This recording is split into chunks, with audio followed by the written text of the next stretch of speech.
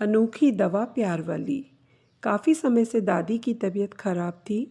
डॉक्टरों ने भी अपने हाथ उठा दिए थे और कहा था कि जो भी सेवा करनी है कर लीजिए, दवाइयाँ अब अपना काम नहीं कर रही हैं। उन्होंने बच्चों को हॉस्टल से घर बुला लिया था।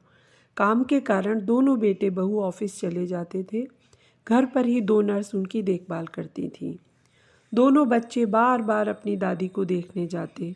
दादी ने आंखें खोली तो बच्चे दादी से लिपट गए। दादी, पापा कहते हैं कि आप बहुत अच्छा खाना बनाती हैं। हमें हॉस्टल का खाना अच्छा नहीं लगता।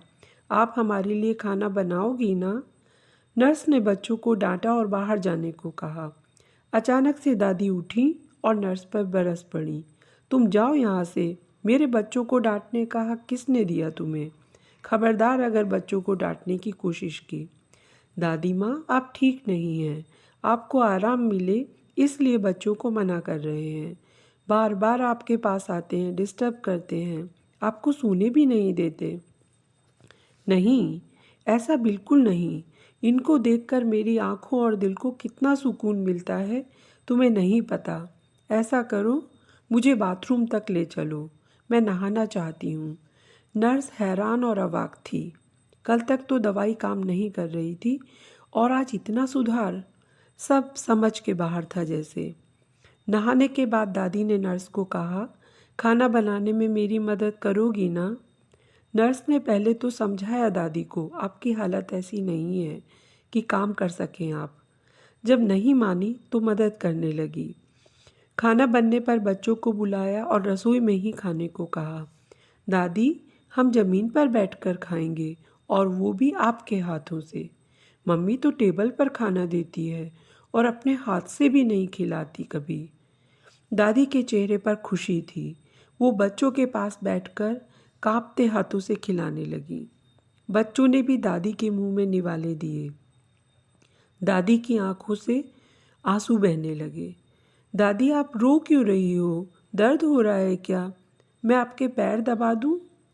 ना बेटा, ये तो बस तेरे पापा को याद करके आ गए आंसू। वो भी कभी ऐसे ही खाता था मेरे हाथ से। पर अब कामयाबी का ऐसा भूत चढ़ा है कि खाना खाने का भी वक्त नहीं है उसके पास, और ना ही माँ से मिलने का। दादी, आप ठीक हो जाओ, हम दोनों आपके ही हाथ से खाना खाया करेंगे। और पढ़ने कौन जाएगा? तेरी माँ यहाँ रहने देगी क्या?